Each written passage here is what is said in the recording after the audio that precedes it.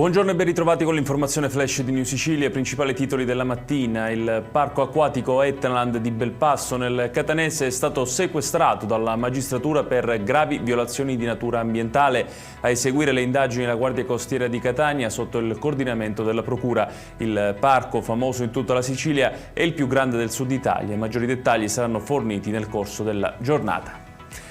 La Smart Transport, società del Ragusano, attiva nel settore della logistica con 150 dipendenti e che fattura oltre 6 milioni di euro l'anno, è stata sequestrata dalla Direzione Investigativa Antimafia di Catania. Secondo l'accusa, l'azienda, guidata da un incensurato, in realtà sarebbe riconducibile all'imprenditore Raffaele Giudice, ritenuto contiguo a Cosa Nostra di Vittoria e condannato a 8 anni e 4 mesi di reclusione per concorso esterno in associazione mafiosa.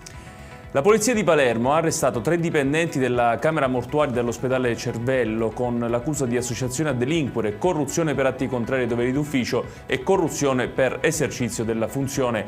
Per gli inquirenti, in cambio di denaro, gli indagati avrebbero accelerato le pratiche per il rilascio di salme di deceduti in ospedale e indirizzato i familiari verso alcune imprese di pompe funebri.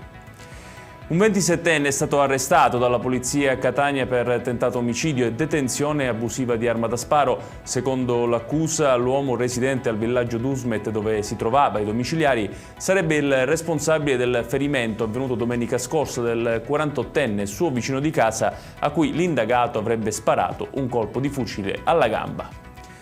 Infine l'ARS, che ha approvato la norma che introduce le quote di genere, almeno il 40% nelle giunte dei comuni sopra i 3.000 abitanti. Il testo, inserito nel disegno di legge sugli enti locali all'esame dell'Aula, è stato emendato. La norma entrerà in vigore al primo rinnovo utile. Con questa legge la Sicilia si adegua al resto d'Italia. Ed è tutto per questa edizione. Tutti i dettagli su queste notizie li trovate come sempre sul nostro sito www.newsicilia.it. Grazie per averci seguito e buon proseguimento di giornata.